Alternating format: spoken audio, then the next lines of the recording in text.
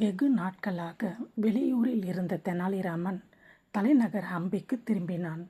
அவன் ஊருக்குள் நுழையும்போது மக்கள் ஆங்காங்கே கூடி கூடி பேசுவதைக் கண்டான். காரணம் தெரியாமல் திகைத்தபடியே தன் இல்லத்துக்குள் நுழைந்தான்.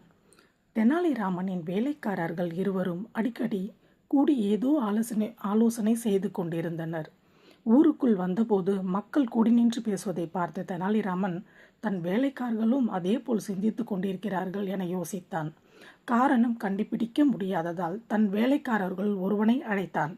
டேய், உண்மையை சொல்லுடா, என்ன காரணமாக கூடி கூடி பேசுகிறீங்க? ஏதேனும் திட்டம் தீட்டுகிறீர்களா என்று கேள்வி கேட்டான். வேலைக்காரன் பயந்த, ஐயா சாமி, நாங்கள் நம்ம ஊருக்கு வந்திருக்கிற வடநாட்டு வியாபாரியை பற்றி பேசுகிறோம் என்றான். அவரை பற்றி பேச என்ன பேச்சு இருக்கு என்று தெனாலிராமன் கேட்டான். அவர் ஒரு பொருள் வைத்திருக்கிறாராம். அதன் எடை என்னன்னு கண்டுபிடிச்சா எடைக்கு எடை பொருள் தருவதாக சொல்லி இருக்கிறாராம். அப்படி கண்டுபிடிக்க முடியலன்னா காலம் பூராவும் அவருக்கு அடிமையாக பணிவிடை செய்து கொண்டு வாழணுமாம் என்று வேலைக்காரன் சொன்னான். தெனாலிராமன் சிந்தித்து அரசவைக்கு சென்று அந்த வியாபாரியை சந்தித்தான். மன்னர் கிருஷ்ணதேவராயரும் வியாபாரியின் இந்த சவாலை ஏற்கவும் முடியாமல் விட்டுவிடவும் முடியாமல் பெரும் குழப்பத்தில் இருந்தார்.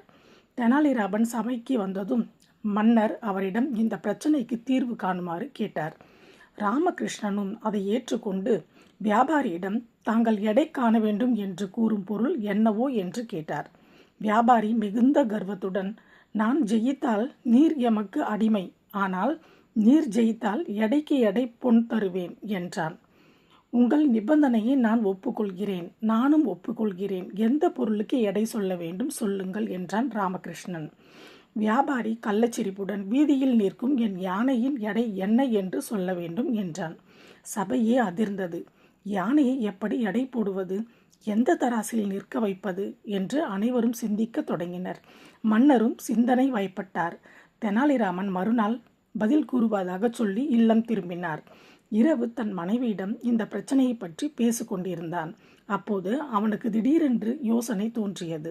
மறுநாள் பொழுது விடிந்ததும் வியாபாரியிடம் யானையின் எடையை கூறுவதாக கூறி அழைத்தான். மக்கள் ராமன் எப்படி யானையை எடை போடுகிறான் என்பதை பார்க்க கூடிவிட்டனர். மன்னரும் மக்களுடன் சேர்ந்து ஆவலுடன் பார்த்து நின்றார். ராமன் வடநாட்டு வியாபாரியை நதிக்கரைக்கு அழைத்து சென்றான். அவனும் தன் யானையை நடத்தி கொண்டு ராமனுடன் சென்றான். நதிக்கரையை அடைந்தவுடன் அங்கிருந்த ஒரு பெரிய படகில் யானையை ஏற்றச் சொன்னார்.